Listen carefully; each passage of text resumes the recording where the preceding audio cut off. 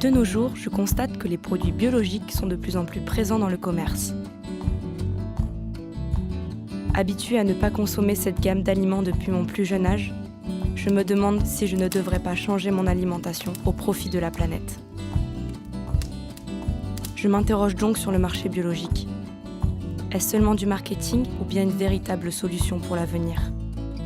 Adama Dajon, agricultrice biologique depuis maintenant 20 ans, m'a permis de me forger ma propre opinion sur ce phénomène. Je m'appelle Adama, je suis née le 25/11/68. Chez moi, c'est au Sénégal, en Casamance, sud du Sénégal. Je suis casaçaise.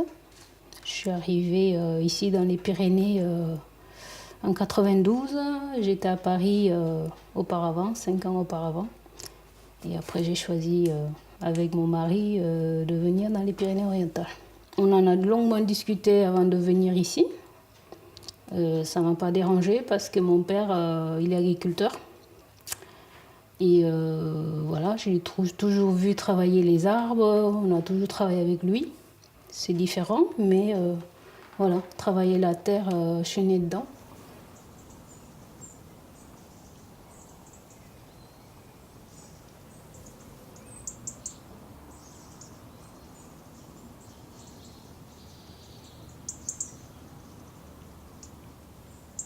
La tâche que je préfère dans mon métier, c'est planter un arbre. Tout est là, le début est là, la fin est là. Je plante un arbre, je sais ce elle va m'apporter, ce que je vais lui apporter. C'est une communication, c'est un contact, c'est donner naissance à quelque chose. Les fruits, les fleurs, les feuilles, c'est tout un processus, une vie.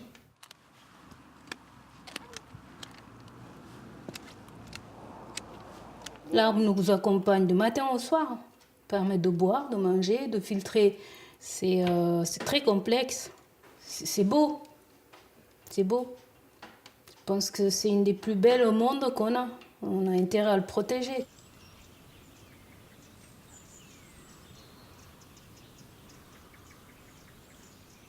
Le bio, une évidence, oui, parce que je ne savais pas qu'est-ce que c'était la chimie déjà. J'ai appris la chimie en France et après j'ai fait la différence parce qu'ici ils ont mis un nom sur la bio, mais chez moi il n'y a pas de nom particulier à part la chimie. La bio c'est la chose la plus naturelle qu'on peut faire.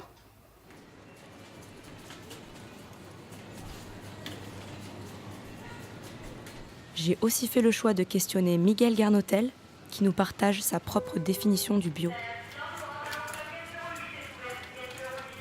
Alors le bio pour moi, c'est une façon d'être. C'est une philosophie de vie et de voir les choses. C'est pas que manger bio ni cultiver que des aliments d'une façon ancestrale, sans la pollution, sans tout ça. C'est le respect de la nature et de l'être humain. C'est toute une vie. C'est toute une vie.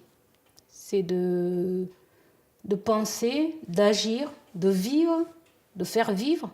C'est un nom qu'on a mis sur cette réalité-là pour différencier. Mais depuis des décennies, on vit avec la bio. Il faut que ça soit un parcours de toute la vie de chacun de nous. Bien que le bio soit une philosophie de vie, notre société actuelle semble être en contradiction avec cette manière d'acheter. Que recherche réellement le consommateur d'aujourd'hui ? Est-il aveuglé ? Vous savez bien qu'à l'heure actuelle, on ne perd pas de temps. On essaie de ne pas perdre de temps. Donc l'Intermarché ou le supermarché ou l'hypermarché, il est sur la route, on s'arrête, il y a un parking. Je prends le fruit directement dans le panier, je vais à la facilité. On fait nos courses en 10 minutes et voilà. On privilégie le gain de temps plutôt que la qualité. C'est un peu dommage, hein. Ça va à contresens de la vie, mais c'est les télévisions, tous ces phénomènes de net et de choses comme ça, d'Internet, qui forcent les gens à ne pas réfléchir. Alors on réfléchit pour eux, ce qui est dommage, quoi. Faire la conventionnelle, faire du chimie, des choses faciles, c'est pas la vie, ça.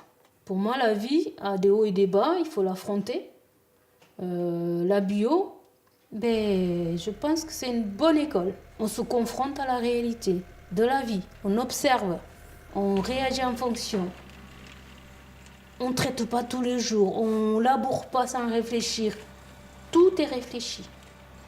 Moi, personnellement, j'ai très peu d'expérience en conventionnel. J'ai toujours travaillé en bio. Je ne veux juger personne. Ceux qui sont en conventionnel, ils n'ont peut-être pas eu l'occasion de savoir qu'il y a autre chose à côté. Parce qu'on ne les a pas formés. Ou ils n'ont pas une référence. J'espère que ceux qui le sont, un jour ou l'autre, se poseront la question. Pourquoi on fait encore ça?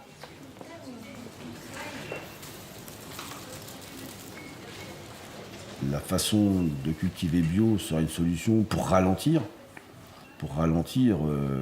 la pollution de la planète, bien sûr. Oui. Le bio, ça reste une valeur sûre tant qu'on peut nourrir 10% de la population. Après qu'on on va essayer de nourrir 80 ou 50% de la population terrestre, je pense que le bio ne peut pas subvenir aux besoins humains. Donc ça reste que de l'utopie. Chez Cabron, on avait des terres qui étaient en jachère. On disait voilà, on a cultivé pendant 2 ans ou 3 ans. On va attendre que les richesses reviennent sur Terre. C'est la chose qu'on ne peut pas faire maintenant avec la demande actuelle, la surpopulation du monde. C'est pratiquement impossible. Ouais. Les contraintes, ils sont qu'on n'a pas les mêmes rendements qu'en conventionnel. Parce que les produits qu'on a, ils ne sont pas aussi radicaux. Ils sont sélectifs. Des fois, quand on combat un puceron vert, parce qu'il y a une grosse attaque d'un puceron vert, on va cibler le puceron vert, on ne va pas cibler le puceron mauve, parce qu'il est en minorité. En conventionnel, quand ils utilisent un produit, ça peut être radical. Les supermarchés se sont mis eux aussi à la commercialisation des produits bio. Protège-t-on de la même manière notre terre en achetant ces derniers ? Sur le bio, dans les supermarchés, les intermarchés, pour moi, c'est juste un argument de vente pour ces gens-là, de dire voilà, on fait du bio, donc rentrez dans notre magasin. Parce que le but premier d'un grand magasin, enfin d'une grande surface, c'est de te faire rentrer dans la grande surface. Une fois que tu y es, tu vas acheter quoi? 3 citrons en bio, et puis voilà, c'est pas la matière première qui est vendue en grande quantité dans ces magasins-là. Bien souvent, ça vient pas d'à côté, ça vient de Chine, ça vient du Mexique, ça vient d'Amérique latine. Donc le bio, il a fait quoi? Il est parti par cargo. Donc ce qu'on a économisé au niveau pollution terrestre d'un côté, on l'a perdu de l'autre côté pour traverser l'Atlantique pour venir nous le vendre sur les étals des grands magasins. Donc je vois pas l'intérêt de manger du bio comme ça. Après le bio, chez le petit agriculteur qui cultive bio, c'est totalement différent. Ça oui, c'est quelqu'un qui préserve et qui se dit je peux pas demander 200% à une terre qui peut m'en donner que 100%. Adama Dajon m'a semblé faire partie de ces agriculteurs dévoués. J'ai choisi un coin isolé, un coin pas toujours facile, pour justement rester en connexion avec la nature et essayer de faire une terre propre, une terre saine. En général, quand un agriculteur s'installe, c'est pas que pour l'argent. S'ils étaient aussi riches, ça se saurait, mais il y a quelque chose qui les retient. Leur terre, leurs arbres, ce qu'ils font, mais surtout leur terre.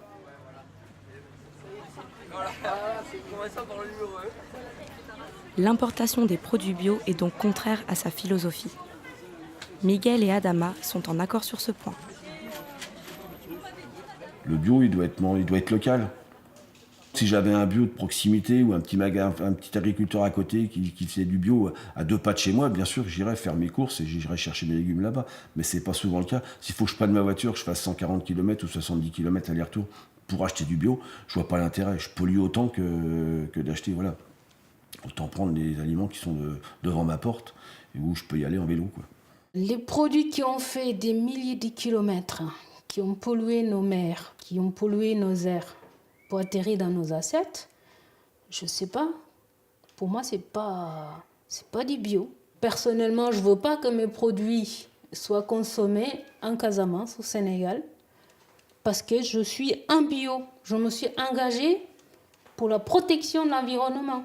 La bio, pour moi, c'est le commerce sur place, que les produits qu'on produit soient mangés sur place, le plus fraîchement possible aussi.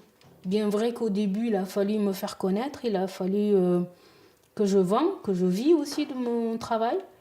J'étais menée à me déplacer, mais aujourd'hui, je me suis dit non, il faut travailler avec les locaux. Il faut leur dire que je suis là, je produis pour eux. Je n'ai pas besoin d'aller faire des kilomètres pour vivre.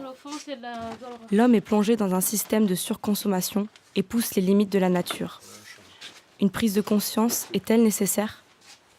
Le problème de la production planétaire sur notre Terre, c'est que on vient sacrifier notre terre première, hein, on vient sacrifier notre environnement, on sacrifie tout pour produire, et toujours produire plus. À partir du moment où il y a un appel du consommateur, on sacrifie tout le reste pour privilégier cet appel-là, et c'est bien dramatique. On pourrait très bien se contenter dans ce qu'on a à l'heure actuelle, je veux dire, on en a assez. Je pense que c'est aux consommateurs de se raisonner, d'arrêter d'avoir des demandes idiotes, et on rejoint forcément la philosophie du bio, de dire on mange les aliments quand ils arrivent, quand ils sortent de terre, et non pas quand on le désire. On suit le rythme de la nature, en fin de compte, et non pas l'inverse. Ça commence à la maternelle, ça commence par les parents, l'enseignement, la façon d'éduquer ses enfants, quoi. Merci à mes enfants, surtout à mes enfants. Les avoir mis au monde, les voir grandir en bonne santé, les avoir bien nourris et voir aujourd'hui comme elles sont belles, voir le résultat de ce que je fais. Mais j'ai envie d'en faire pour plein d'autres enfants. Et même quand je serai mort, que d'autres mamans se disent je ne polluerai pas la terre pour mes enfants et pour mes arrière-enfants. Merci à ceux qui m'ont mis sur cette planète et qui m'ont donné des valeurs que j'ai transmises. Et j'espère que la transmission est bien comprise. Et j'espère que avec les années, avec le temps, on n'en parlera plus de chimie. On parlera de production naturelle. Il n'y a plus qu'à se remettre en question et à croire en notre intelligence. Celle de se dire que nous sommes les seuls à pouvoir faire en sorte que l'état de notre terre ne se dégrade pas plus qu'il ne l'est déjà. L'homme est-il prêt à faire ce sacrifice au détriment de ses envies ? Le temps nous le dira.